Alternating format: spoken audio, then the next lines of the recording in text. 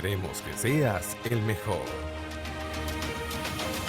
En la Escuela de Posgrado de la Universidad Norbert Wiener, creemos en ti. Por eso te impulsamos a alcanzar tu máximo potencial y luchar por tu pasión para seguir avanzando.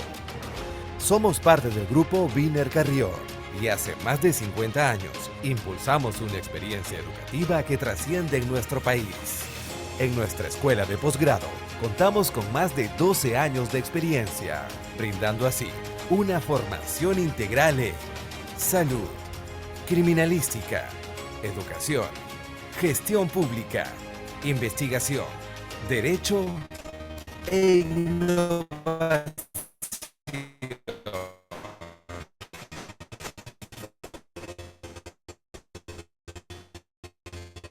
Nos comprometimos con nuestro país en formar profesionales del más alto nivel, líderes con propósito social, líderes con excelencia por una gran red de universidades, centros y eventos internacionales de primer nivel. Nos impulsa el general.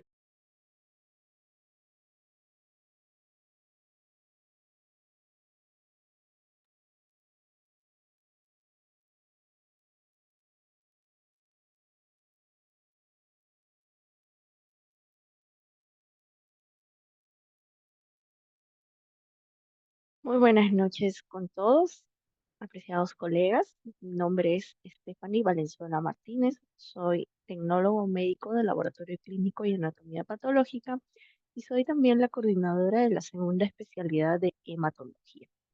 Voy a compartir con ustedes en estos minutos de la noche una charla informativa.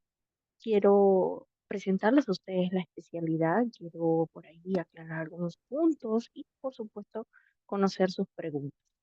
Vamos a tener, posterior a esta explicación, la gran presentación del doctor Paul Avelino, quien es el docente principal de esta segunda especialidad, que va a compartir con ustedes un interesante tema. ¿Ok? Bien, quiero explicarles un poco acerca de la universidad. ¿Qué es lo que nos marca la diferencia? ¿Por qué elegir Wiener ante las otras universidades? Bien, primero tenemos el reconocimiento internacional, ¿no? Las cuatro estrellas QS. Dentro de ellas está la calidad de enseñanza, en la modalidad de distancia, la calidad del profesorado y recursos educativos. Tenemos también la certificación de calidad ISO 9001 en nuestras maestrías. Más de 27 años formando profesionales líderes, más de 15 años de experiencia como escuela de posgrado, aprendizaje práctico en centros de simulación avanzada, plan de estudios enriquecidos con materiales de clase y estudios prácticos extraídos de la Arizona State University, profesores especialistas e investigadores apenas, ¿sí? Tenemos también el compromiso con la investigación, publicaciones en Scopus, WOS, Cielo y Latindex. Ofrecemos maestrías, segundas especialidades, diplomados y programas de especialización. Experiencias globales, convenios con 6 países, semanas internacionales y también contamos con clases espejo. Nuestra alianza con Arizona State University nos permite tener todos los convenios también con 27 universidades en 26 países. Bien, enfoquémonos en la segunda especialidad de hematología. ¿Por qué elegirnos? Bien, partamos de la plana docente. Nuestro programa cuenta con expertos en el campo. Uno de ellos es quien les va a presentar nuestro tema del día de hoy, el doctor Paul Avelino, quien trabaja en el Instituto de Neoplásicas, aquí en Lima.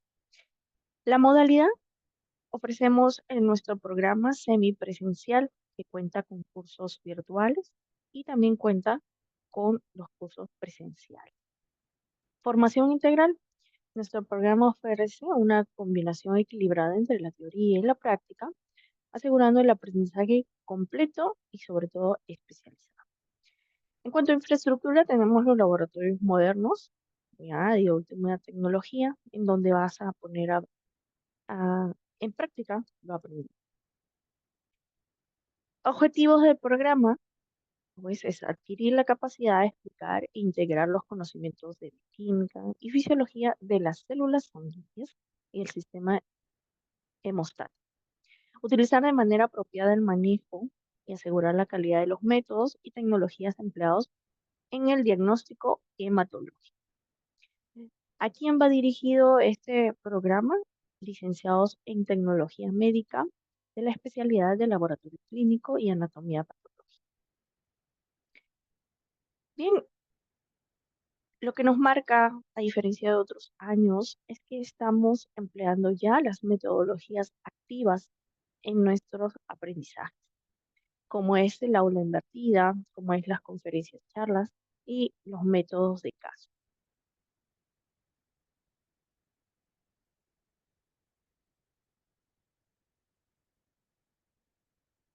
Bien, ¿qué competencias y habilidades adquirirás al completar la segunda especialidad de hematología? Capacitado para integrar conocimientos avanzados en bioquímica, fisiología aplicados a células sanguíneas y el sistema hemostático. También habilitado para tomar decisiones fundamentadas en conocimientos especializados y experiencia, respetando los principios éticos y legales. También serás competente para brindar atención de salud, respetando diferencias culturales, sociales, religiosas, de género y capacidades con enfoque humano, sobre todo ético. También serás preparado para desarrollar competencias en el manejo de tecnologías diagnósticas, asegurando la calidad en el análisis de funciones, fisiopatologías, neoplasias y coagulopatías. También serás preparado para participar y liderar equipos multidisciplinarios, promoviendo estrategias efectivas. El título que vas a recibir al culminar el programa de la segunda especialidad es de especialista en hematología al nombre de nuestra universidad Norbert. Este es nuestro plan de estudios, ¿ok? Está bastante completo. Vamos a tener cursos dirigidos a poder, o digamos que van a tener producto en cada ciclo para poder elaborar tu proyecto de tesis y la tesis, ¿no? Para poder titularte en esta especialidad, debes contar con un proyecto de tesis o una tesis, ¿ok? Y además tenemos el curso de especialización en hematología clínica 1, 2 y 3. Este curso es netamente práctico, ¿ok? Y es aquí donde se va a poder llevar o se va a poder realizar las prácticas presenciales, ¿ok? Tenemos una plana docente de primer nivel y eso puede dar fe ya las promociones que han salido egresadas de nuestra universidad, quienes ya han recibido, están titulados, están trabajando ya en diferentes instituciones, podrán dar fe de que tenemos una excelente plana docente, ¿no? Plana que trabaja en institutos, en clínicas, en laboratorios, tanto privados como nacionales. El inicio es este 22 de febrero, tenemos un inicio, la modalidad es semipresencial, la duración es un año, son 3 ciclos, ¿ok? Y nuestro horario es los días sábados y domingos. Este horario pensado, ¿no? En ustedes, colegas que ya actualmente están trabajando, ¿ok? Y digamos que es un horario que se adecua bastante a su horario o a su disponibilidad, ¿ok? Respecto a los requisitos, al tema de costos y de todo ese detalle, nos va a hablar Emilia, ¿ok? Pero al finalizar nuestra charla informativa, ¿ok? A continuación, voy a dar pase al doctor Paul Avelino, quien nos va a poder impartir una excelente charla el día de hoy. Doctor Paul, ¿me escucha? Hola, Perfecto, se le escucha. hola, ¿qué tal? Muy buenas noches. Voy a Hola, dejar de Estefan. compartir para que Sí, pueda claro. proyectar. ¿Qué tal? ¿Cómo se encuentra? ¿Aló? ¿Sí? ¿Me escucha? Sí, ahora sí te escucho. Perfecto. A ver, me Ya confirman se si está, ven mi ponencia. está demorando un poquito, pero ahí está. Ahora sí se ve. Listo, doctor. Lo dejo para que nos pueda deleitar con su charla el día de hoy. Ok, bien. Muy buenas noches a cada uno de los participantes de esta reunión. Vamos a decir una especie de inducción, eh, eh, más o menos para poder contar un poquito sobre el desarrollo de la segunda especialidad. Vemos que dentro de la sala virtual hay muchos participantes que todavía no han llevado la segunda especialidad. Eh, Hago la invitación a cada uno de ustedes. Muchos de los temas que se tratan dentro de la especialidad, ok, si bien es cierto, forman a nivel de las competencias, se ganan las competencias y eso va a permitir tener un mejor acercamiento e interpretación de las pruebas que desarrollamos dentro del laboratorio, ¿no? También he visto que hay colegas que ya llevaron la especialidad. eh, si bien es cierto, pueden hacer la referencia, las consultas, preguntas dentro del grupo de especialistas que ya salieron también, ¿ok? Entonces, la idea es incentivar, seguir avanzando, ¿no? Es así que, bueno, vamos a hacer la presentación. Agradezco al comité que me ha podido hacer la invitación en relación de este tema de la valoración de la morfología plaquetaria, ¿no? Entonces, vamos a iniciar.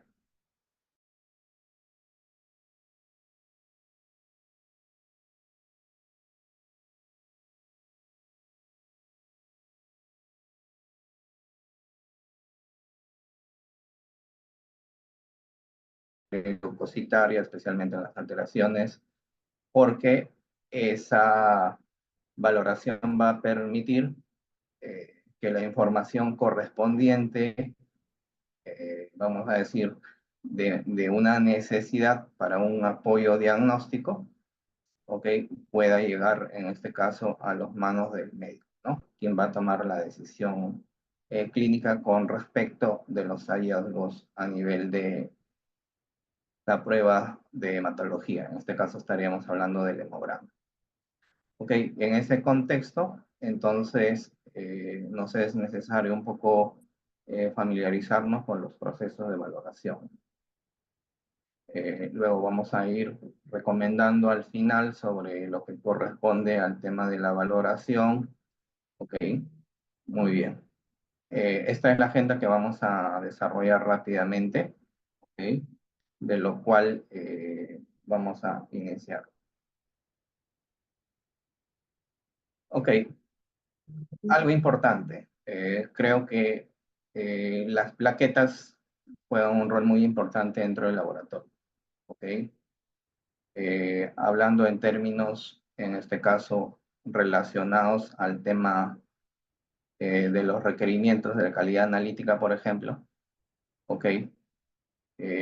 Sabemos que muchas de las pruebas para poder identificar los requerimientos y que va a jugar un rol muy importante si vamos a ir definiendo, ¿ok? Qué tipo de pruebas asociadas a las plaquetas, hablando en este caso de los parámetros que pueda arrojar la biometría hemática o la parte del hemograma diferencial de las alteraciones plaquetarias, podrían apoyar, ¿no? En este contexto. Y las plaquetas, pues, es un mundo, ¿no? Porque se asocian no solamente a nivel cuantitativo, sino también a nivel funcional, ¿ok? Hay pruebas funcionales, hay pruebas cualitativas, hay pruebas moleculares, de citometría de flujo, hay pruebas genéticas, de los cuales prácticamente estudiar a las plaquetas corresponde. Y todos sabemos que las plaquetas son células discoides, ¿ok? Anucleadas procedentes de la fragmentación, ¿no? Entre comillas vamos a mencionarlas como células porque ya estas no tienen núcleo y se produce un proceso de fragmentación, ¿no? A nivel de los citoplasmas de los megacariocitos. ¿Ok? Y hay que recordar que estas no sufren una división celular completa, sino que van a experimentar procesos de endomitosis, que en este caso también el término sería una endoreduplicación, ¿no? Sabemos que estas plaquetas van a salir a sangre circulante y va a jugar un rol muy importante porque en base a las presentaciones que van a tener las plaquetas, ok, no va a poder mencionar en este caso cómo se encuentra también la médula ósea. Ok, cada megacariocito produce unas 2000 plaquetas tras un proceso de maduración medular que aproximadamente estaría durando entre 4 y 5 días. En esta imagen estamos observando una plaqueta, una ilustración de la plaqueta donde nos podemos a pensar, ¿no? Son prácticamente 2000 plaquetas tras un proceso de maduración, ¿ok? ¿Cuántas plaquetas nosotros en un mes, en un año y en toda nuestra vida vamos generando, ¿ok? Y estas obviamente nos van a contar a raíz de su proceso de estimulación, a raíz de su proceso degenerativo, a raíz de su proceso también cuantitativo y funcional, ¿no? Que también podríamos mencionar. Aquí en esta diapositiva hago referencia un poco a la megacariopoiesis, considerando especialmente, ¿ok? Una diferenciación del stem cell. Vamos a tener en este caso algunos genes que están relacionados con este stem cell y obviamente luego esto va a pasar por un proceso de maduración conjuntamente con la estimulación, en este caso de la trombopoietina, y vamos a tener diversos tipos, ¿ok?, de genes que van a estar asociadas y que van a ser un aporte al proceso conjuntamente con la trombopoietina. Luego se forma el megacariocito inmaduro.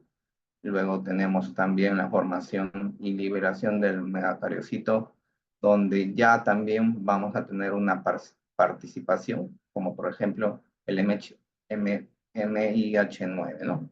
Que es un gen específico dentro de las plaquetas que lo vamos a ir viendo más adelante, que está relacionadas a algunas trombocitopenias, ¿ok? Y que lo vamos a ir viendo más adelante. En ese contexto, ya cuando estas van a pasar a circulación, ¿ok? Vamos a tener, obviamente, un proceso de maduración y, en este caso, segregación de las plaquetas, ¿no? A las cuales nosotros vamos a ir identificando. Hay que considerar también el término de proplaquetas, porque estas proplaquetas vamos a decir que han salido también a sangre circulante, ¿ok? Y que también podríamos hablar sobre el plexo pulmonar, ¿no? Porque recordamos de que muchos de los procesos de eliminación de la plaqueta se encuentran en ese nivel. Entonces, podríamos resumir que este proceso de megacariopoiesis juega un rol muy importante para tener, en este caso, la función muy importante de las plaquetas, ¿no? No solamente a nivel de su función, sino también a nivel cuantitativo. ¿Ok? Esto es más o menos un esquema del desarrollo de la maduración y diferenciación del proceso de la megacariopoiesis, como estábamos mencionando. Las células stem cell, ¿okay? Las unidades formadoras relacionadas a la megacariopoiesis, el megacardioblasto, obviamente pasa a madurar a un promegacariocito y luego pasa el desarrollo de un megacariocito maduro, donde ya este megacariocito maduro entrando prácticamente a sangre circulante, que sería el vaso que tendríamos aquí, se van a ir formando estas proplaquetas, ¿no?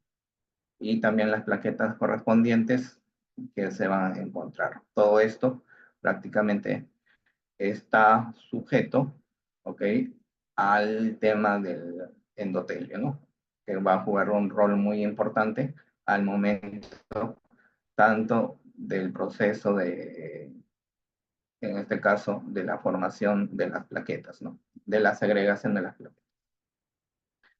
Bien, y también vamos a hacer referencia de que está conformada, en este caso, las plaquetas, ¿no? Entonces, vemos aquí a una plaqueta, tiene sus estructuras del citoesqueleto, obviamente que van a presentar gránulos a nivel del complejo del citoplasma, ¿ok? Y va a tener una red de canalículos de forma intrínseca y que van a ir aumentando el área superficial dependiente, en este caso, si está estimulada o no. La membrana, en este caso de las plaquetas, va a poseer una parte rica en carbohidratos, ¿ok? Y una capa fosfolipídica. En la capa externa se van a distinguir varios tipos de glicoproteínas, ¿no? Ustedes están observando ahí, por ejemplo, el factor von Willebrand, el colágeno, la laminina, la trombospondina, el colágeno y diversos tipos de ligandos que también están asociadas para las plaquetas. No olvidemos que las plaquetas también presentan los gránulos alfa, los gránulos densos, que van a jugar muy importante, ¿no? También hay receptores, como habíamos estado mencionando, por ejemplo, la glucoproteína 2B3A, ¿ok? Que obviamente van a ser receptores, en este caso, para poder tener mucha más información sobre el ambiente externo. También hay un receptor del colágeno, que es la glucoproteína 1A, 2A, y también la 2B3A, que viene a ser el receptor propiamente del fibrin. A nivel de las plaquetas, vamos a tener obviamente una diversidad de causas o alteraciones que están relacionadas, ¿no? Y todo juega un rol muy importante también en la cantidad, ¿no? Si hay un defecto de baja de plaquetas, a lo que nosotros conocemos como trombocitopenia, algo está sucediendo dentro de nuestro organismo. ¿Qué es lo que está pasando? Pueden ser causas por esplenismo, la médula propiamente puede producir un descenso de la producción de plaquetas y ahí tendríamos una diversidad de causas que están relacionadas, ¿no? A nivel de las trombocitopenias, trastornos plaquetarios congénitos, fármacos, el PTI, pueden ocurrir también otros tipos de citopenias ya relacionadas a neoplasias hematológicas, ¿okay? O en todo caso también pudiese haber destrucción plaquetaria, en este caso podría estar acelerado por el tema de los anticuerpos, ¿no? Entonces podríamos hablar de un PTI secundario, algunos procesos sistémicos inmunes, vamos a tener trombocitopenias, destrucción de plaquetas no inmunes, ¿ok? Y también los procesos de dilución, ¿no? Por una transfusión masiva, reposición de fluidos, embarazo. ¿Ok? En la diapositiva que se encuentra en la parte derecha, vamos a ver los diversos tipos de órganos y diversos tipos de genes que están relacionados, en este caso, con plaquetas. Tanto, por ejemplo, el MIH9, ¿ok?, que está relacionado con las cataratas, con la hepatobiliar. También tenemos otros tipos de genes que están relacionados con muchas de las afectaciones o malformaciones a nivel renal, pulmonar, cardíacas, músculo-tendinosas, algunas deficiencias, y todos, obviamente, que están relacionados, obviamente, con las plaquetas. Entonces, si bien es cierto, algún defecto de alguna mutación de algún gen que está relacionado, en este caso con la que hemos visto diapositivas atrás, en el proceso de la necropoiesis, vamos a tener diversos tipos de alteraciones o malformaciones a nivel de los diferentes órganos, ¿no? Que en este caso van a tener prácticamente un tipo de problema. Y a partir de estas deficiencias y alteraciones, entonces vamos a tener prácticamente una presentación de síntomas dentro del paciente. Es bueno también recordar, ya habíamos visto diapositivas anteriores, ¿ok? Tenemos aquí a una plaqueta. Estamos observando estas plaquetas, obviamente de sangre circulante. Tenemos acá, en este caso, al megacariocito. Y fíjense de que el proceso que está relacionada para poder segregar las plaquetas, ¿ok? Y de los cuales nosotros, al momento de observarlo en sangre circulante, nosotros podemos evidenciar, ¿no? En muchas de las plaquetas que nosotros lo podríamos observar como proplaquetas, preplaquetas a nivel de sangre circulante, es producto prácticamente de un proceso de eliminación muy exagerada y muy rápida del proceso. Esto nos puede servir porque nos va a dar mucha información sobre lo que estaría sucediendo a nivel de la médula, ¿no? Entonces, las proplaquetas, por ejemplo, van a tener microtúbulos, van a tener gránulos, mitocondrias, los gránulos van a ser densos, ¿ok? Y estas obviamente van a tener los marcadores que ya habíamos mencionado, como von Willebrand, CD41, CD42, el factor, el PF4, ¿no? También podríamos nosotros ver, aquí estamos hablando de la proplaqueta, podríamos ver también en este sentido, en la parte inferior, ¿ok? La presencia de las microvesículas. Fíjense que juega un rol muy importante, muchas veces gracias a la evaluación morfológica, a la evaluación de los gránulos que podrían estar asociados a deficiencia de plaquetas hipo o de granuladas, van a jugar un rol muy importante. Recordar que las microvesículas, ¿ok? Que lo vamos a ver, ¿ok? Es porque ya estaríamos hablando de aquellas plaquetas que pudiesen estar en un proceso de estimulación. Y estas, obviamente, están asociadas de CD41, CD42, la PM1, ¿ok? Y también vamos a tener en algunas consideraciones la presencia, en este caso, de plaquetas que tienen ya una presentación un poco más irregular. Es una plaqueta, pero tiene bleps, ¿no? Estos bleps, obviamente, al tener plaquetas más grandes, también tienen pseudópodos que se están, en este caso, exponiendo, dándonos prácticamente una información adicional de lo que podríamos tener de la médula ósea. ¿Ok? Bien, entonces van a existir también algunas vesículas, en inglés se le conoce como los buds, que son prácticamente también plaquetas, ok, pero muchas más inmaduras, porque recuerda que en la parte superior de esta presentación estamos viendo en este caso el componente, ¿no? Ok, de las mitocondrias. Entonces, los boots y que también van a tener, en este caso, la presentación de alfa-gránulos, mitocondrias, factor von Willebrand, como cualquier tipo de plaquetas, y el marcaje del PF4 va a estar positivo en este sentido.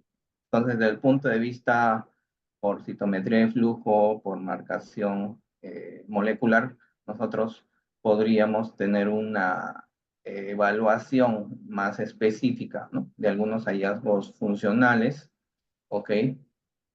O también de la presencia de los gránulos cuando éstas pudiesen estar asociadas a algunos tipos de alteraciones congénitas especialmente, ¿no? Bien, esta es una amplificación un poquito más marcada de lo que hemos explicado, al igual que esto. Bien, ahora, perdón. En esta diapositiva también estamos observando muchas veces nosotros vamos a tener diversos tipos de presentaciones de trombocitosis, ¿no? Cuando nuestras muestras, una vez desarrollado el hemograma, está por encima de 450.000, vamos a tener dos tipos de condiciones. O bien un proceso reactivo, ¿ok?, que en este caso podría estar desencadenado por algún tipo de enfermedad que podría ser viral, por ejemplo. Entonces, esta reactividad que van a tener las plaquetas, ¿ok?, va a permitir no solamente la cuantificación o el incremento de las plaquetas, sino también, de alguna manera, podríamos encontrar también macroplaquetas, ¿ok? Podríamos encontrar en algunas veces, y bien rara, la presencia de plaquetas gigantes que vamos a ir viendo más adelante, ¿no? Pero también los procesos de trombocitosis van a estar relacionados especialmente por la clonalidad, ¿no? Esta clonalidad va a tener un proceso sintomático. Es posible que esté relacionado con una historia de trombosis y sangrado, o en todo caso una isquemia cerebrovascular o digital activa. Y esto es muy importante considerar porque en este tipo de clonalidad sintomática podríamos tener, ¿no?, una posible inducción, ¿ok?, de algún tipo de agente como la aspirina, ¿ok?, o también procesos de plaquetoféresis que están relacionados por que se presenta de tipo sintomático. En cambio, los procesos asintomáticos pueden estar relacionados a de bajo riesgo. En este caso ya se continúa el tratamiento. Podríamos tener también un alto riesgo de enfermedad cardiovascular. Hay un proceso de citorreducción y 1.5 millones de plaquetas, también podríamos tener un proceso de citorreducción. Entonces, aquí, en resumen, vamos a decir lo siguiente, ¿no? Los procesos de trombocitosis es muy importante, la reactividad y la clonalidad. Entonces, para poder tener y considerar eso, también es de suma importancia la morfología de las plaquetas, ¿no? Entonces, vamos a darnos cuenta en este flujograma. Vamos a ver plaquetas menores a 150, estaríamos hablando de una trombocitopenia. Ok, tenemos luego el recuento de plaquetas con el método manual y especialmente estamos hablando de la estimación, ¿no? Porque ya la mayoría de los laboratorios están automatizados y tenemos un recuento, vamos a decir, confiable cuando manejamos dos tipos de principios, ¿no? Impedancia y citometría de flujo fluorescente, por ejemplo. Y también vamos a tener la otra opción cuando tenemos mayores o iguales a 150.000, ¿no? Bien, en este caso, como estamos hablando del tema de las plaquetas, podríamos estar asociando a una pseudotrombocitopenia. En estas consideraciones hay que tener algo muy importante, la morfología, ¿no? Porque siempre la morfología nos da un apoyo diagnóstico a las pruebas que posteriormente vamos a ir desarrollando. ¿Ok? Si estas plaquetas están estriadas, ¿ok?, y esto podría estar asociado, por ejemplo, a causas preanalíticas a nivel de la toma de muestra. Si esta morfología presenta acúmulos o presenta satelitismo, en esas dos condiciones, ok, podríamos desarrollar un proceso utilizando un Vortex y realizar un nuevo recuento con el equipo automatizado, ¿no? O en todo caso también podríamos calentar la muestra a 37 grados, grados, una hora, y luego tomar una muestra a 37 grados para luego realizar un recuento automatizado. Entonces, debemos de recordar si hay presencia de acúmulos, o sea, de agregación plaquetaria o satelitismo, es porque algo está sucediendo. ¿Ok? Y en base a poder tomar otro tipo de tubo adicional al EDTA, podríamos estar hablando del tubo citratado para poder corroborar, ¿no? Especialmente en el caso de la agregación o de los acúmulos de las plaquetas. Entonces hay que identificar si este proceso de agregación es por anticoagulante o es, ok, o por otro tipo de causa. Entonces lo importante aquí es evadir el tema preanalítico, ok. Luego también, alguna consideración morfológica de la plaqueta, cuando está de tamaño grande, obviamente vamos a identificarlo como macroplaquetas, ¿no? Entonces, acá nos eh, estamos observando que la morfología sí juega un rol muy importante de las plaquetas, porque gracias a estas tomamos decisiones. Es por preanalítica, es propiamente por el paciente, ¿ok? Y que esto también conjuntamente con las pruebas del estudio de la biometría hemática, que nos apoya con las constantes plaquetarias, o la presencia de plaquetas inmaduras, nos puede decir algo con respecto o la asociación a un tipo de patología relacionada a las plaquetas, ¿no? Si bien es cierto, a nivel de la morfología, podemos entender que siempre vamos a tomar en cuenta el tamaño de las plaquetas, ¿no? Siempre tomamos en cuenta eso. Y no solamente para poder considerar, vamos a decir, algunas causas reactivas a unas causas clonales. Desde este punto de vista, en esta diapositiva hacemos una presentación, por ejemplo, ¿ok?, de un estudio donde nos está evaluando el diámetro de las plaquetas en pacientes con trombocitopenias hereditarias. ¿Ok? Se desarrolló 376 muestras de pacientes con estos trastornos más conocidos y nos podríamos dar cuenta en lo siguiente, ¿no? Fíjense de que lo que se está midiendo van a ser los diámetros de las plaquetas, desde 0 diámetros hasta, perdón, desde 0 micras hasta 8 micras.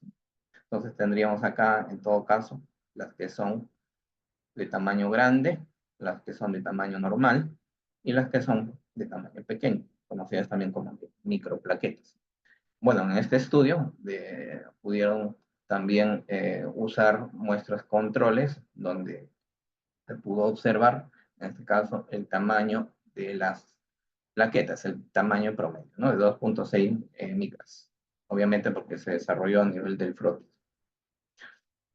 ¿Y qué es lo que nos damos cuenta en relación del incremento, por ejemplo, de las plaquetas, que está relacionado con la mutación MYH9, ¿no? ¿Ok? Hay otros tipos de trastornos por trombocitopenias hereditarias, ¿ok? El BBS, por ejemplo, es otro tipo vamos a decir, de una trombocitopenia hereditaria, ¿no? Todas estas de acá son trombocitopenias hereditarias. Y nosotros también nos podemos fijar, por ejemplo, el síndrome de Wiskott-Aldrich, ¿no?, que ya no está relacionada con las macroplaquetas o plaquetas gigantes, sino en este caso, con las plaquetas pequeñas, ¿no? Y en la siguiente tabla sucede algo muy similar, pero en este caso se pudo también observar dando un punto de corte sobre el 50% de las plaquetas gigantes. Y se pudo denotar prácticamente lo mismo, ¿okay?, el predominio de esta mutación MYH9, ¿okay? Y podemos observar también, en este caso el control, también podríamos observar la púrpura trombocitopénica idiopática con la presencia de la macroplaqueta, ¿no?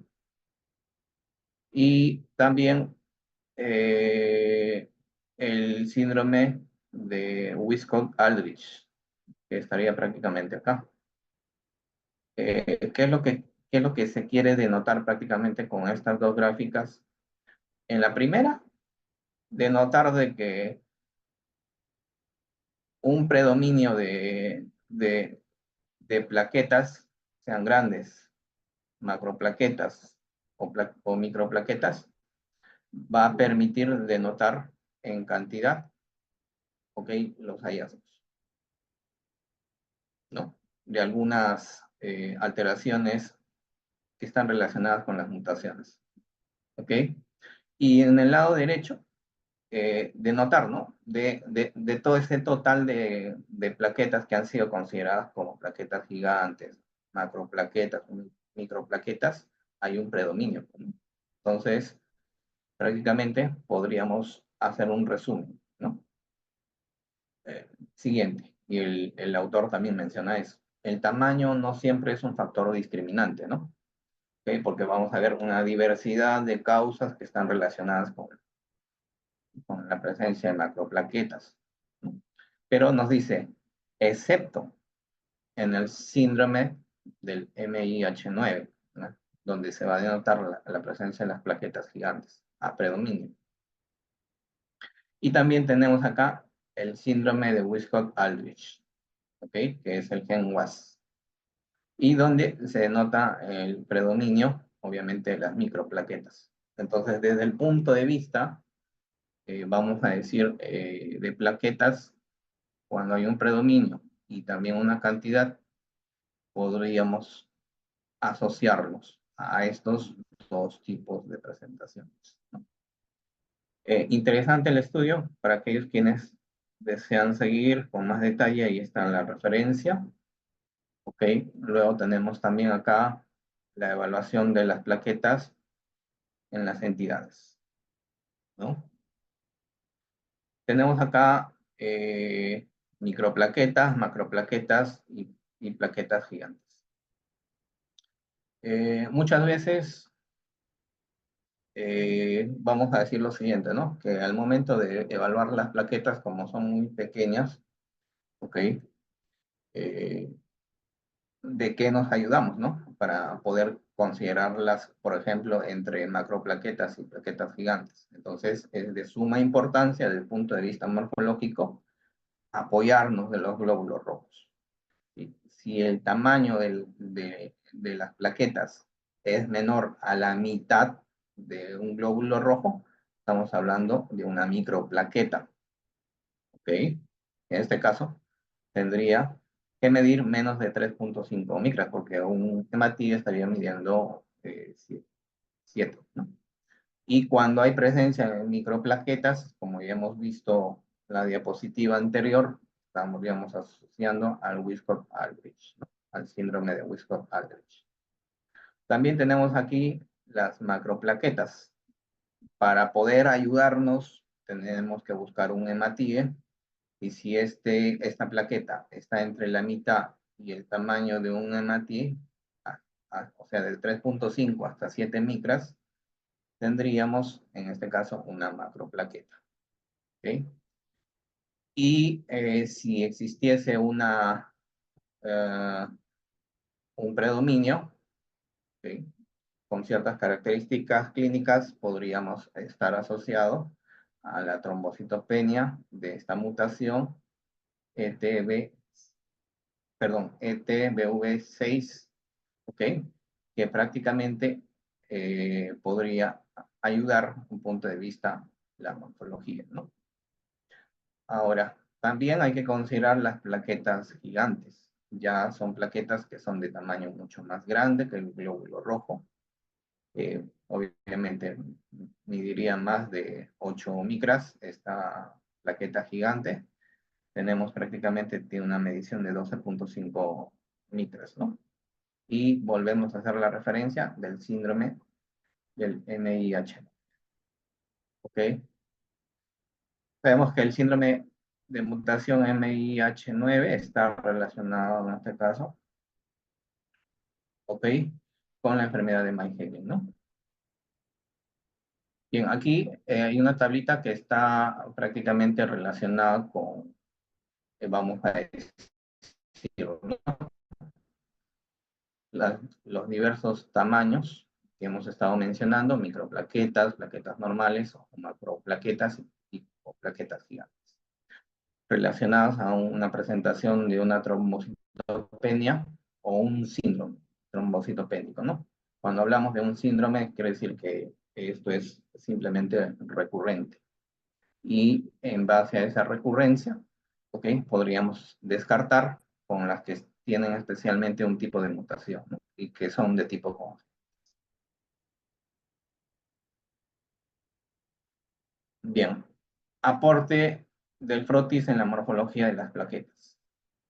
Por otro lado, podemos observar que en este caso las plaquetas, ¿ok? Pueden tener también la ausencia de los gránulos, ¿ok? Nosotros estamos observando acá, por ejemplo, hay una plaqueta prácticamente muy degranulada, ¿no? Entonces, esa ausencia de los gránulos alfa podría estar relacionada con el síndrome de las plaquetas grises, ¿ok? O en todo caso, cuando hay un déficit de gránulos alfa, no es lo mismo la ausencia que el déficit, ¿no? En el caso de déficit sí hay una disminución de los gránulos y podría estar relacionada a la trombocitopenia, ¿ok? Que en este caso por la mutación ANRKD26.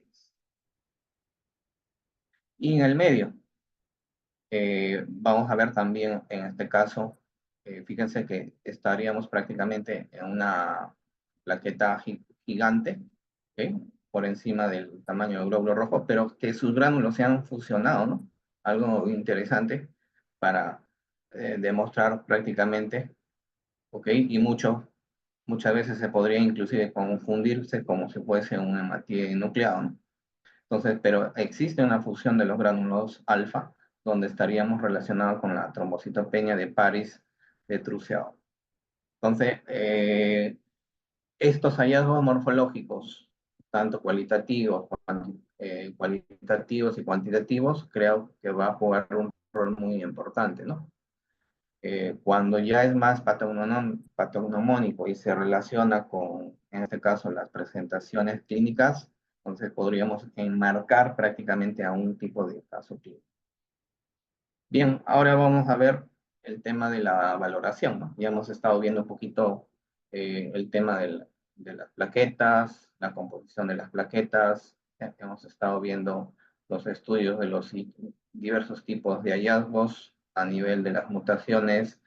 Hemos estado revisando también, en este caso, el tema de la morfología de suma importancia, ¿no? Pero ahora, una vez que identificamos si hay una macroplaqueta, una microplaqueta, una plaqueta gigante o plaquetas hipogranulares, ¿cómo hacemos la valoración, ¿no? Entonces, el tema de la valoración, vamos a ver aquí. Nosotros sabemos que las macroplaquetas, eh, estas macroplaquetas, como ya hemos estado mencionando, ¿okay? Son plaquetas más grandes que los normales, pero se consideran, ojo acá, hemostáticamente más potentes que las plaquetas normales. Obviamente, estas de acá, vamos a decir, tienen una condición todavía inmadura, ¿no? De pro o de preplaqueta. Entonces, hay que considerar aquí ciertos tipos de condiciones clínicas. Podríamos estar asociados a una trombocitosis reactiva, que, es que también aquí a predominio de macroplaquetas podríamos tener una presentación, ¿no? Un proceso infeccioso viral, ¿ok? O de tipo bacteriano y producir una trombocitosis reactiva. También el predominio de macroplaquetas está también relacionada con el PTI, con la anomalía de May-Heglin, ¿ok? Ya saben ustedes qué tipo de mutación tiene la macrotrombocitopenia, trastornos mieloproliferativos y pacientes con respuesta de estimulación, ¿no? Y acá es de suma importancia, ¿no? Sabemos que los diversos tipos de hallazgos que también podríamos tenerlo en cuenta es a nivel de nuestros equipos automatizados, porque obviamente estos equipos automatizados nos van a decir de suma importancia sobre el tema de las macroplaquetas en relación de su, en este caso, histograma, o también en relación de su dispersograma, ¿no? ¿Ok? Entonces, aquí, por ejemplo, perdón, estamos viendo una plaqueta, ¿ok? Y una plaqueta normal y una macroplaqueta. Muy bien, ahora pasemos al tema del reporte, ¿no? Para poder considerar, existen propuestas relacionadas al tema del reporte, en el caso de las macroplaquetas de tipo cualitativo y de tipo semi-cuantitativo, ¿no? Un poco haciendo la revisión, por ejemplo, el Instituto de Salud Pública de Chile, ¿ok? En el año 2023, que es el último que fue actualizado su documento, solamente menciona que el reporte de las macroplaquetas se pueden hacer, en este caso, de forma cualitativa, ¿no? Presencia de macroplaquetas, que indica el tamaño de estas macroplaquetas. Y en el caso de la ICCH, esto sí es 2015, las presencias de las macroplaquetas, también de forma cualitativa, también menciona el mismo tamaño. Aparentemente puede ser que el Instituto de Salud Pública haya podido, en este caso, utilizar la misma información, ¿no? Aunque no menciona su referencia. Y aquí sí la ICCH nos dice, ¿no? Se recomienda realizar un comentario del número de plaquetas. Ojo, del número de plaquetas y describir la morfología. ¿Ok? Entonces, aquí prácticamente estaríamos frente, ¿ok? A la presencia de diversos tipos de macroplaquetas en diversos tipos de tamaños, ¿ok? Muy bien. Eso es lo que dice ICCH, lo que ya hemos revisado, y también Instituto de Salud Pública de Chile. Otra presentación del reporte de las plaquetas, ya no de forma cualitativa, sino cuantitativa. Tenemos aquí a Gulati, ¿no? Nos menciona una tablita que ustedes lo están observando, la presencia de las plaquetas en relación de 1, 2, 3, 4 cruces, ¿no? Y nos menciona lo siguiente, ¿no? Las macroplaquetas se va a hacer a partir del porcentaje total de plaquetas. Entonces, si hay macroplaquetas de 5 a 25, una cruz, de 25 a 50, dos cruces, y de 50 a 75, tres cruces, y mayor de 75, cuatro cruces. ¿Ok? Muy bien. Entonces, en base a esto, vamos a tener ejemplos que se pueden mostrar en esta presentación.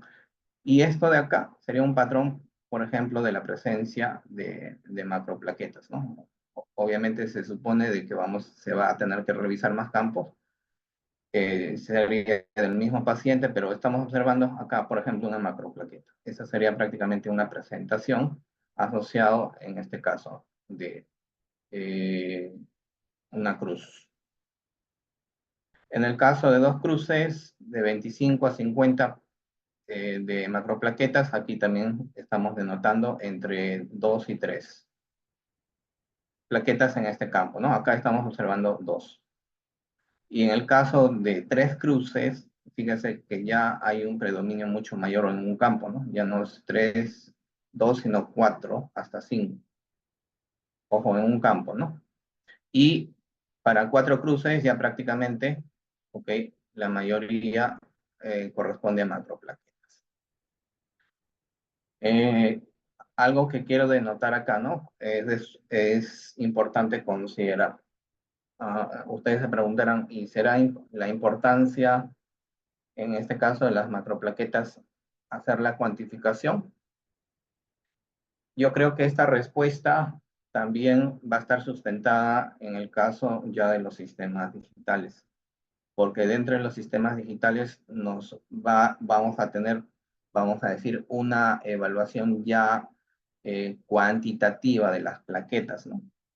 Y yo creo que Gulati se adelantó porque la evaluación de 1 a 4 cruces, ¿ok? Un poco concuerda con una evaluación al 100%, ¿no? Entonces, si bien es cierto, cuando uno revisa, por ejemplo, el documento de Gulati, eh, la evaluación que él propone es esta tabla, pero en base a campos, ¿no? La evaluación en base a campos, porque en el tiempo todavía hizo la referencia a Ulati, todavía no se utilizaba mucho los sistemas digitales, ¿no? Pero actualmente ya vamos a tener prácticamente macroplaquetas individualizadas, como vamos a ver más adelante, y la pregunta es, pues, entonces, ¿cómo valoramos, no? Y como ya están individualizadas, prácticamente te las cuentan, ¿ok? Pero eso permite tener mucha información sobre el paciente, ¿no? Bien, pasamos de macroplaquetas a las plaquetas gigantes o megaplaquetas, ¿no? Ya habíamos mencionado que esas plaquetas gigantes tienen que ser de tamaño mayor a de los glóbulos rojos normales y que estas también se consideran hemostáticamente más potentes que las macroplaquetas y plaquetas normales. Ya el diámetro cambia de 10 hasta 20 micras y la mayoría de ellos van a ser marcados por los analizadores automáticos, ¿no? En este caso estamos viendo, por ejemplo, a nivel de las plaquetas inmaduras, ¿ok? Estas plaquetas gigantes. ¿Y en qué condiciones clínicas vamos a encontrar? Vamos a encontrar en PTI, en la anomalía May-Heglin, ¿ok?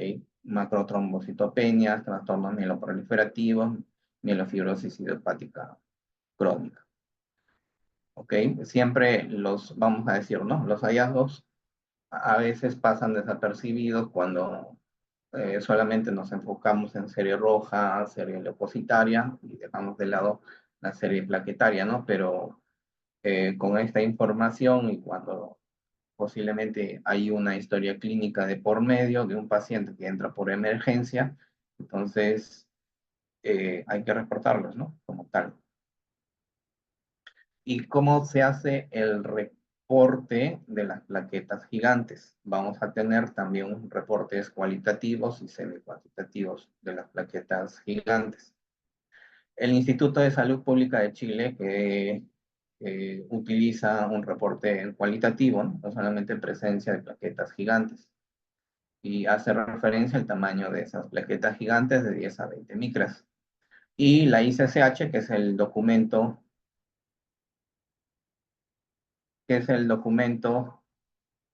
que se tiene, hace una valoración, en este caso a cruces, ¿no? De 1, 2 y 3 cruces, ¿ok? Y fíjense que acá nosotros estamos observando prácticamente las plaquetas gigantes, ¿no? Están todos por encima del tamaño del hematito, ¿ok? Ahí haciendo la comparación, ¿no? Y en el caso de Gulati, ya tiene un reporte un poco más detallado de forma cualitativa, ¿ok? Que está en relación del porcentaje de plaquetas gigantes, ¿ok? Y también un reporte valorativo sobre el tamaño de las plaquetas a nivel individual, ¿no? Esto obviamente haciendo énfasis o comparando con, obviamente, un hematía. El más usado es el porcentaje de plaquetas gigantes, ¿no? De 1 a 2 hasta 4 cruces. Y acá podemos observar prácticamente lo que estamos diciendo acá, ¿no? Del tamaño de plaquetas individuales. De 1 a 2 glóbulos rojos, acá incluido 3 glóbulos rojos, 2 cruces. Aquí tenemos 8 eritrocitos, sería 3 cruces aquí y aquí sería 4 cruces. Vamos a decir que Gulati es un poco más detallado y explica un poquito más sobre el tema de la calidad de estas plaquetas, ¿no? En términos de tamaño. También tenemos el reporte del satelitismo plaquetario, ¿ok?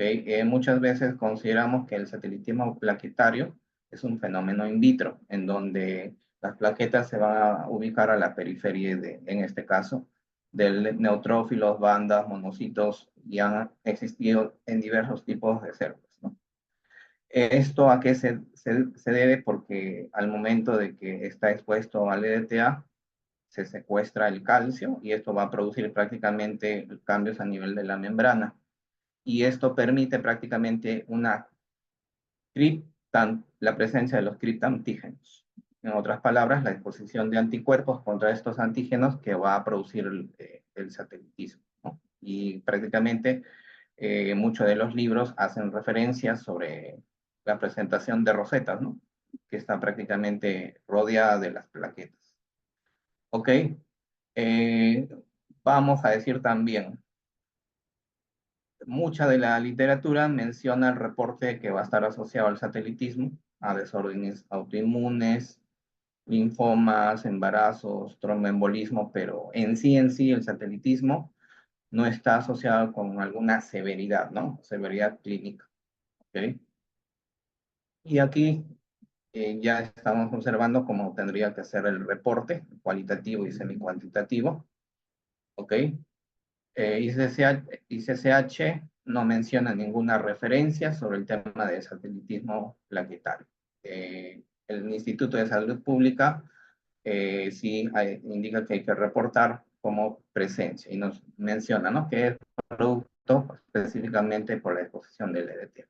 En cambio, Bulati sí nos presenta, ¿ok?, una aplicación un poco más semi-cuantitativa, ¿no?, sobre la valoración del satelitismo plaquetario, desde 1 hasta 4 cruces, ¿ok? Y todo va en relación de la fracción de la superficie individual que va a rodear las plaquetas. Fíjense que hay una fracción menor, ¿ok?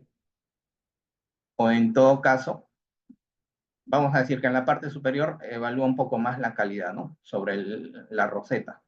En cambio, en la evaluación de abajo, el porcentaje de la cantidad de rosetas que están incluidas dentro del reporte. Entonces, cuantas más rosetas incluidas, hay un predominio de valoración, ¿no?, que es lo que estamos mostrando, desde 1, 2, 3 y 4 cruces.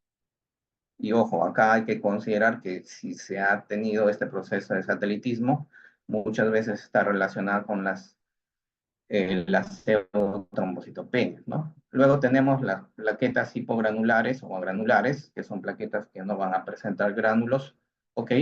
Y se supone que estas son de tipo de plaquetas anormales, ¿no?, con una reducción o una ausencia tanto de hialómero o granulómero. Estas plaquetas hipogranulares van a estar de tamaño grande o deformadas. Algunas veces van a presentar un citoplasma azul pálido o gris azulado, ¿no?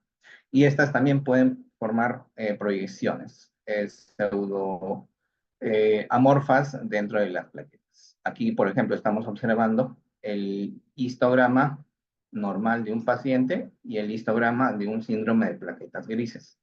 Muy irregular, ¿no? Porque obviamente la presencia de estas plaquetas y también formando, fíjense, dentro del histograma, diversos tipos de picos, ¿no? Entonces hay plaquetas degranuladas dentro de la composición. Condiciones clínicas: síndrome de plaquetas grises, síndrome de mielodisplásicos, trombocitopenia esencial, mielofibrosis primaria y trombocitosis reactiva.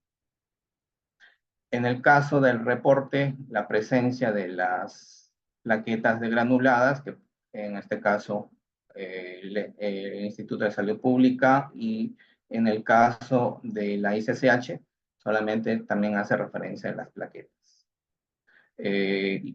como reporte de presencia, ¿no? Y indica que hay que hacer, en todo caso, un comentario, eso según ICCH. Y según Bulati, igual él nos denota una valoración en base a la cantidad total de las plaquetas, ¿no? 1, 2, hasta 4 cruces, ¿ok?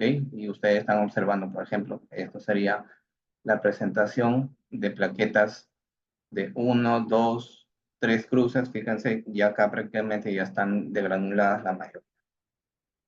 ¿Ok? Y para finalizar, porque están mencionando sobre el tema del tiempo, voy a hacer énfasis rápidamente sobre este caso clínico. Es un paciente de 25 años de edad que acude a consulta por presentar moretones, equimosis y algunos episodios de sangrado en la infancia. ¿Ok? Entonces ya hay algo, la historia clínica juega un rol muy importante porque nos está diciendo que algo está sucediendo, ¿no? Y que de repente no ha sido estudiado. Fíjense cómo se encuentra el pie de esta paciente, ¿no? Y nos damos cuenta que hay una trombocitopenia. Fíjense que no se ha podido evaluar, en este caso, las constantes plaquetarias, no ha podido ser determinada. Y tenemos también acá la fracción de plaquetas inmaduras, ¿no? Como un predominio. ¿Ok? Y eso lo observamos también en el dispersograma, ¿no? La fracción de plaquetas inmaduras, que ya estamos sospechando la presencia de plaquetas gigantes o macroplaquetas, ¿no? A la revisión de la biometría del caso, ¿ok? Como se usó un equipo Sysmex, esta patente tiene 3 principios: impedancia, óptica y fluorescencia, ¿ok? Estas serían las constantes donde solamente se pudo obtener, en este caso, el volumen de partículas fluorescentes medias. ¿Ok? A partir de la información adicional, nosotros podríamos inclusive, como no hemos podido obtener el volumen plaquetar medio, hacer el cálculo del volumen plaquetar medio a partir de este volumen de partículas fluorescentes medias.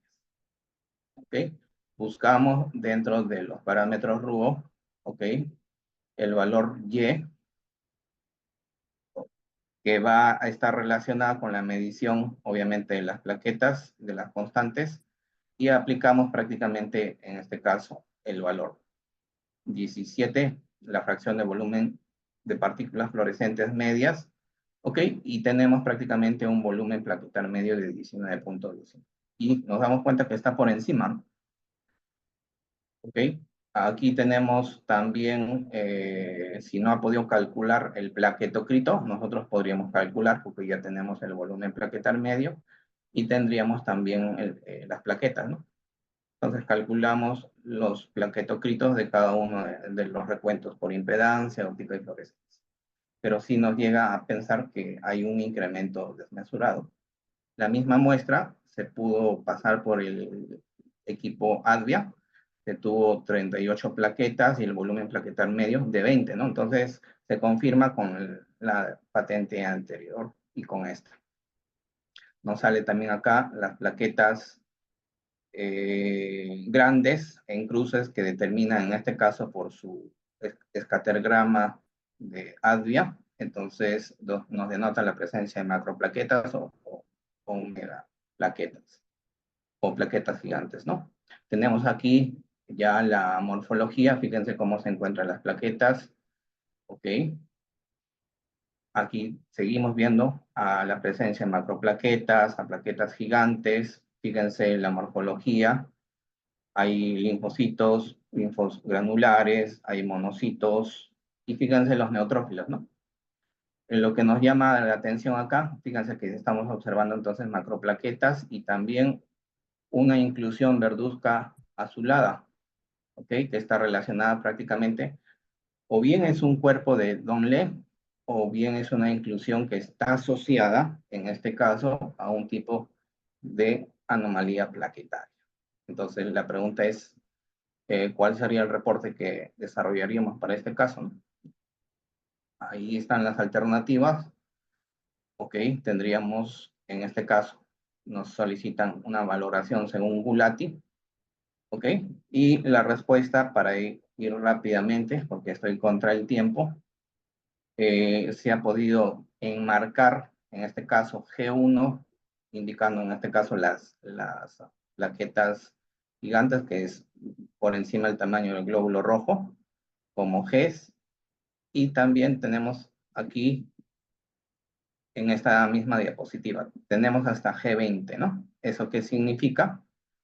Si ustedes han visto en la primera diapositiva, hemos encontrado 24 microfotografías de plaquetas, 20 en la segunda, y en total serían 44, ¿no? Entonces, calculamos el reporte de las macroplaquetas, 44 menos 20 sería la diferencia, ¿no? Serían 24. Y 24, llevándolo a 100, sería 54%. Y de las plaquetas gigantes, que ya hemos contado, porque son G20, no se olviden, hasta G20, sería un 45%. aplicamos ULATI y como esto nos ayuda prácticamente porque está a nivel de porcentaje, vamos a decir que el reporte a la morfología tendríamos macroplaquetas de 3 cruces y plaquetas gigantes de 3 cruces. ¿Okay? Luego se hicieron estudios especiales, tanto de citometría de flujo, agregación plaquetaria, ¿ok? Y el estudio genético de la mutación MIH9. Salió positivo, ¿ok? ¿Y cuál sería el diagnóstico concluyente, no? Entonces, si hay una mutación del MHY9, estamos hablando de la anomalía de Meijer. La morfología fue determinante, ¿ok? Hay plaquetas gigantes, hay un gran predominio. El volumen plaquetar medio y el aumento de la fracción de las plaquetas inmaduras están relacionadas con la macrotrombocitosis. Se ha observado también la evaluación de las glicoproteínas. Hay un aumento, si bien es cierto, pero la densidad de las glicoproteínas a la evaluación indica que hay una relación entre ellas mismas. A la evaluación de la agregación plaquetaria, se presenta una agregación normal para los diferentes inductores probados. Entonces, no es de tipo funcional, ¿no? Y a la prueba genética molecular hay un gen mutado, MYH9, que prácticamente salió positivo, dando prácticamente un diagnóstico asociado a Meiger. ¿Ok? Bien, eso es todo.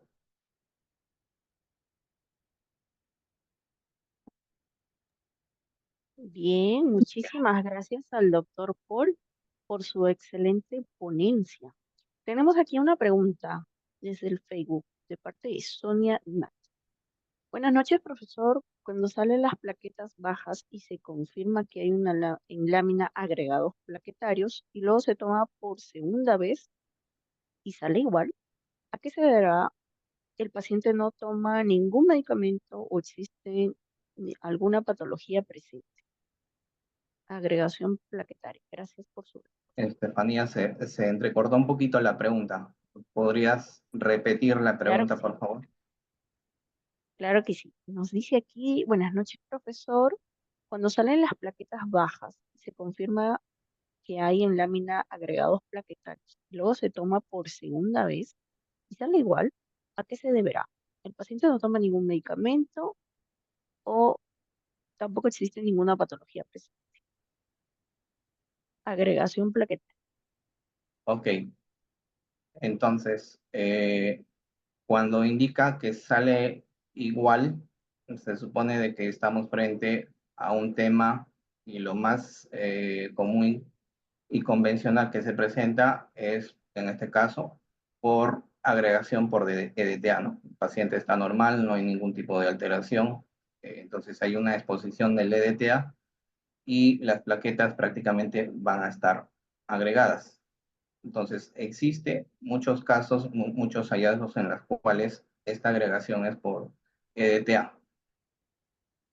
Y va a persistir, obviamente, porque si le estás tomando en tubo de EDTA, prácticamente vamos a tener la misma presentación.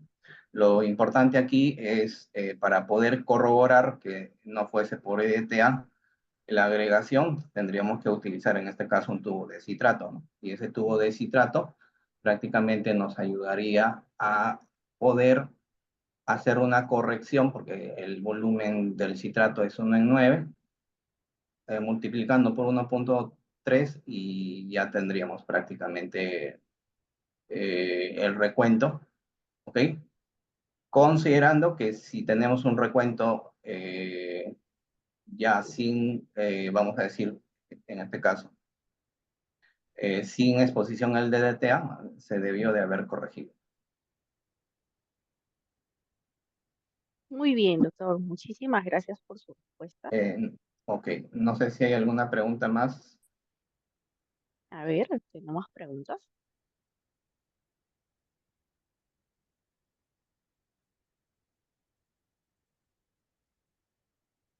Bien, mientras pueden preparar sus preguntas, quiero agradecer al doctor por su presencia el día de hoy, por la excelente exposición que nos ha brindado, de verdad, bastante interesante. Recuerden que estos temas y muchos más van a ser impartidos en la segunda especialidad. Bueno, Muy bien, doctor. solamente para Sus palabras finalizar, finales. eh, el tema del desarrollo de la especialidad que enmarca un año, ya esto lo menciono siempre en el desarrollo de la especialidad, nos falta tiempo, ¿no? Nos falta tiempo para poder desarrollar a más profundidad. ¿Ok? Si bien es cierto, el curso que yo desarrollo es especialización y que obviamente está enfocado en incrementar las experticias técnicas, metodológicas de los colegas que van a desarrollar la especialidad. Entonces, aquí juega un rol muy importante, más que nada las prácticas, ¿no? Y que estas prácticas permiten afianzar, aprender, ¿no? Esto no se podía hacer mucho en la pandemia, pero el manejo de las prácticas juega un rol muy importante, ¿no? Porque no es lo mismo una presentación virtual al desarrollo de las prácticas. Y este tema, si bien es cierto, no se había desarrollado dentro de los que han desarrollado la especialidad, ¿ok? Por el tema del tiempo, ahora estamos afianzando un poquito más el tema del tiempo en relación del manejo de las prácticas y ya a las promociones que vienen se van a incluir una práctica exclusivamente de plaquetas. Es lo que vamos a hacer dentro del módulo de hemostasia, ¿no? Que es lo que nos habla específicamente o nos hace una relación de las plaquetas. Sin más que decir, agradezco la participación de todos las personas dentro de la sala virtual, ¿ok? De antemano les doy la invitación, ¿ok? Para seguir forjando una segunda especialidad. Y que los conocimientos y los aprendizajes, no solamente de ustedes, sino también del docente, ¿no? Le digo, ¿no? La especialidad lo hacemos todos. Muchas veces han existido inclusive hasta docentes que han llevado la especialidad, ¿no? El aporte no es solamente del docente, la especialidad lo desarrollamos todos, ¿no? Y cada uno de nosotros tenemos una función dentro de la especialidad. Y eso es prácticamente vamos a decir, enmarca el aprendizaje de aprendizaje, ¿no? La metodología es muy amplia y cada uno de nosotros maneja ciertos temas, ¿no? Por eso que también dentro del curso se hace el desarrollo de invitaciones de los docentes y de otros docentes, no solamente de mi persona, para poder desarrollar las clases, ¿no? Entonces, como se dice, zapatero a su zapato, ¿no? Muy bien. Gracias, Magíster Estefanía, por la presentación. Gracias, Victoria, Yankee, la, eh, por el aporte que dices. Muchas gracias por la ponencia. Espero que les haya servido, Gustavo, aunque el tiempo me jugó mal. Pero nos vemos en la segunda especialidad. Bendiciones y si hay algo que mencionar, adelante, Estefanía. Muy bien, muchas gracias, doctor. Nuevamente agradezco su presencia el día de hoy y por la excelente ponencia. Nos estamos comunicando. Gracias.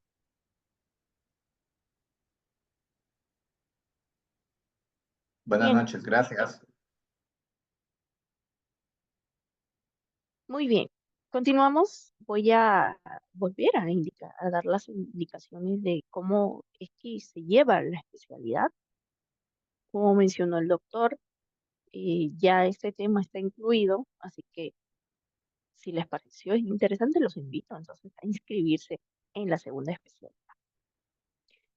¿Por qué elegirnos? Bueno, la plana docente ya lo dijo o lo dice esta excelente presentación de parte del doctor. Él es parte de nuestra plana docente.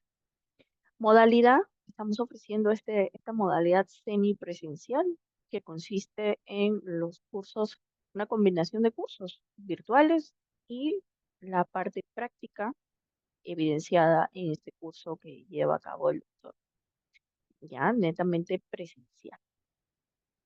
Tenemos una formación integral. Nuestro programa ofrece una combinación equilibrada en teoría y práctica, asegurando que el aprendizaje sea completo y especializado. Infraestructura, ofrecemos laboratorios modernos con todo el equipamiento necesario para poder llevar a cabo las prácticas.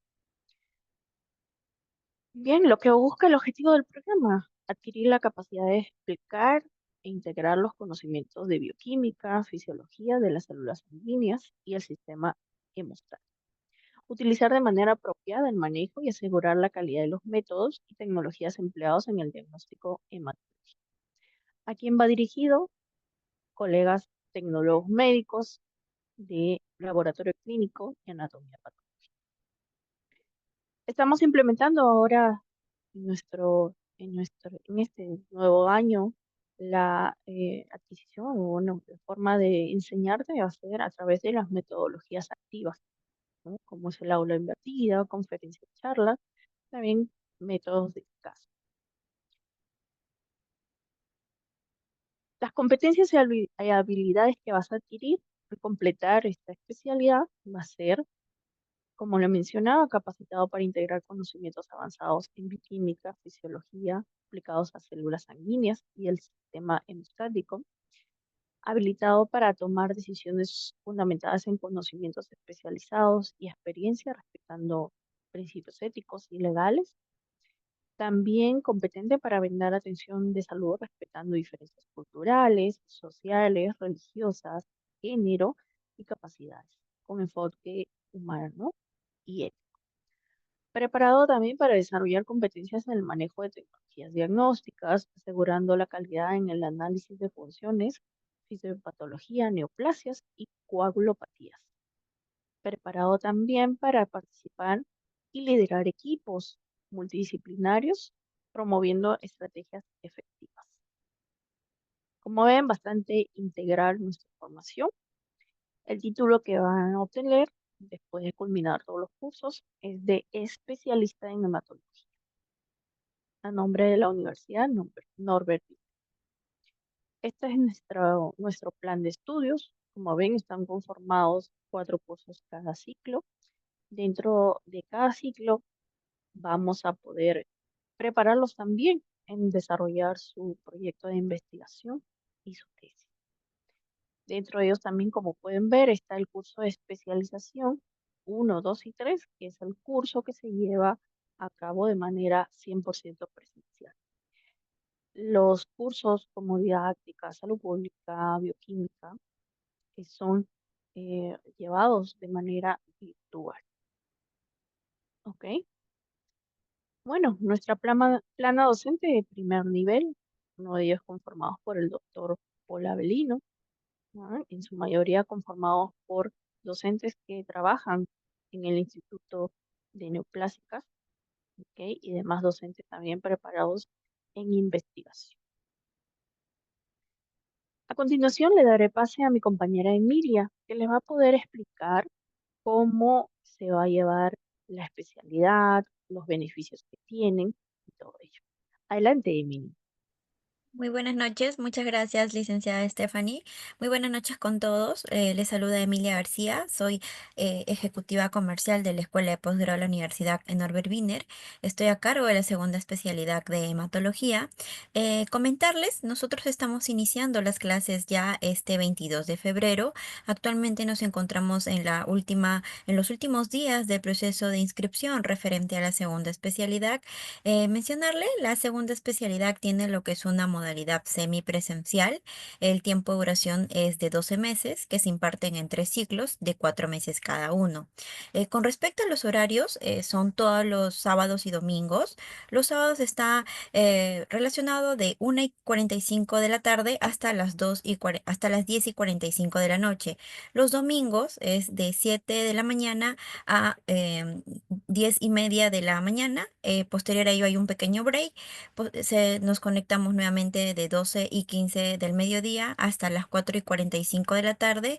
Y por último de 6:15 de la tarde hasta las 10:45 de de la noche. Solamente las clases presenciales son para los cursos de especialización en hematología clínica 1, 2 y 3.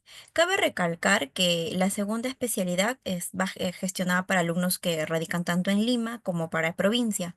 Para nuestros alumnos de provincia, solamente se les está solicitando asistencia presencial obligatoria un domingo al mes. Con respecto a los requisitos que solicitamos es que el prospecto esté titulado y habilitado en el colegio profesional, que sea tecnólogo médico con especialidad en laboratorio clínico y anatomía patológica. Posterior a ello también le estamos solicitando lo que es la constancia de su resolución de sus serums o constancia de trabajo mínima de un año. Le solicitamos también lo que es un certificado físico y mental respaldado por el MINSA. El pago de derecho de inscripción, que tiene un costo de 300 soles, una foto tamaño carnet en fondo blanco y por último se le gestiona lo que es la ficha de admisión. La segunda diapositiva, por favor.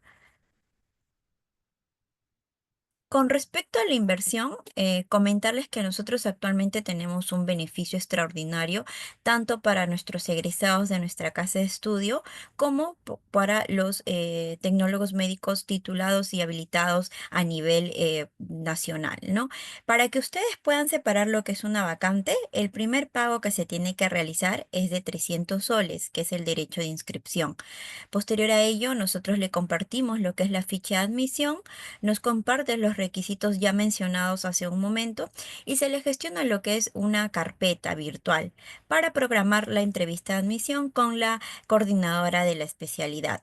En este caso, la entrevista es de manera telefónica, dura de 10 a 15 minutos y es previa coordinación con el postulante.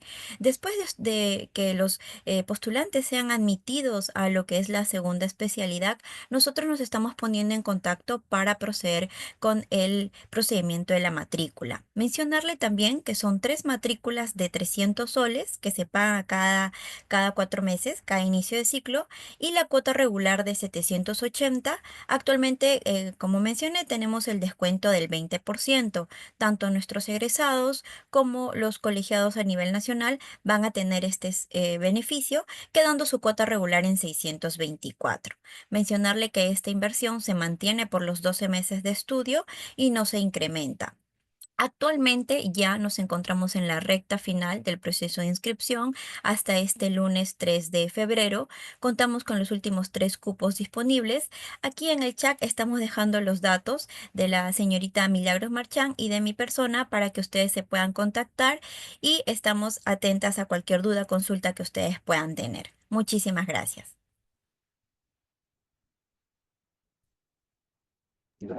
Gracias, Emilia, por tu acotación. Por favor, colegas, si tienen alguna consulta, este es el momento en que pueden emitirla. Los leo o también puedo habilitarles para poder escucharlo.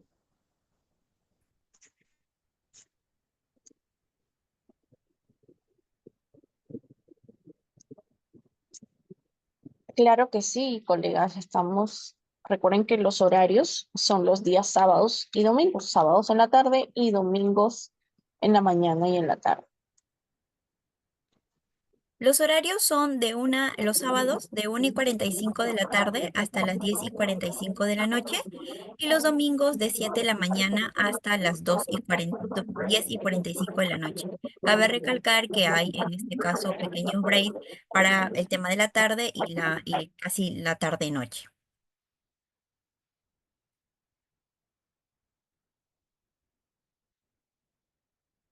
Licenciada Liuli, muy buenas noches. ¿Contará usted con la resolución de sus serums o quizás con la constancia de su internado?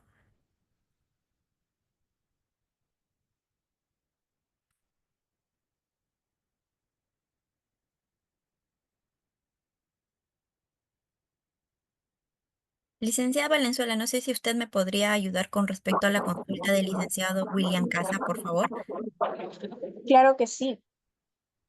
Los cursos aquí en la malla, en el plan de estudios, el curso que se llama especialización en hematología clínica en cada ciclo, ese es el curso presencial. El resto de cursos son llevados de manera virtual.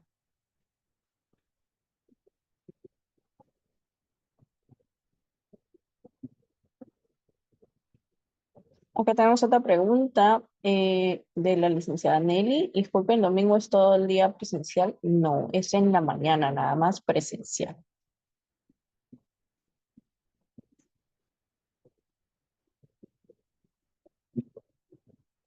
Licenciado Roel, ¿los domingos serán presenciales? Sí, todos los domingos son presenciales en las mañanas.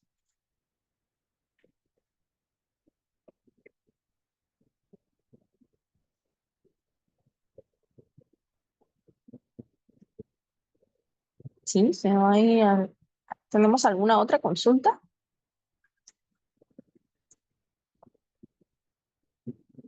A ver, dice acá, ¿hay que hacer un trabajo de investigación para obtener el título especialista? Sí, es obligatorio para obtener el título que presenten un trabajo de investigación. Buenas noches, licenciada Melina. Solo los alumnos que radican en provincia asisten una vez al mes en los días sábados. Solo los que radican en provincia. Los de Lima asisten todos los domingos.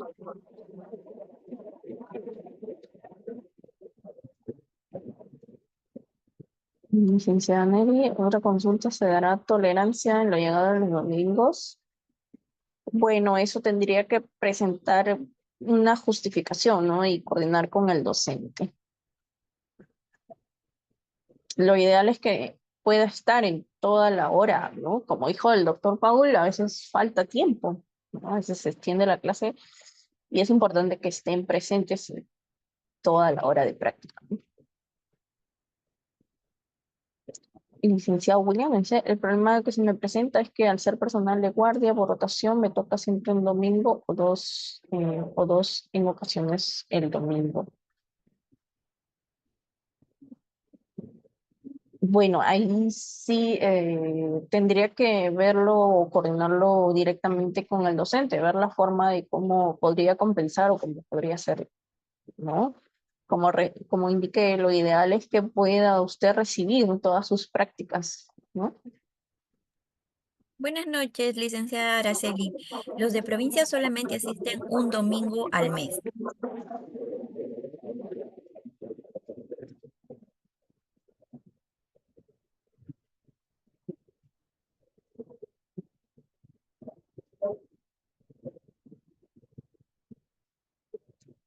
Ok, ¿hay alguna otra pregunta, consulta que tenga?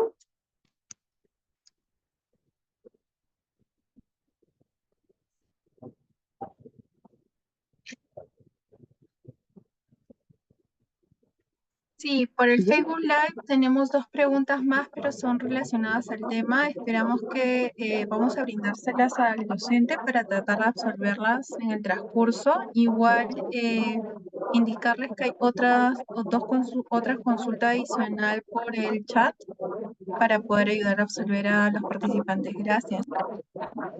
Sí, las preguntas que tengan referente netamente al tema, sí me lo podrían enviar y yo les hago llegar al docente y dejen ahí su correo para poder darle la respuesta.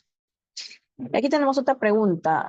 ¿A la par se puede ir haciendo el proyecto o se tiene que hacer terminando? Claro que sí. Como les mencionaba, en cada ciclo van a tener un producto en vista, pues, para poder realizar el proyecto de investigación.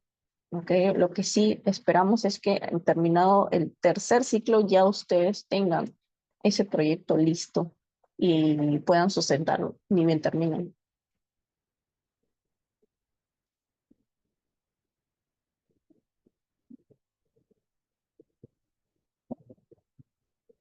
Licenciada Nelly, lo hice porque hay sábados que programan ya. Bueno, sí, como le digo, tendría que usted coordinarlo bien con el docente, ¿no?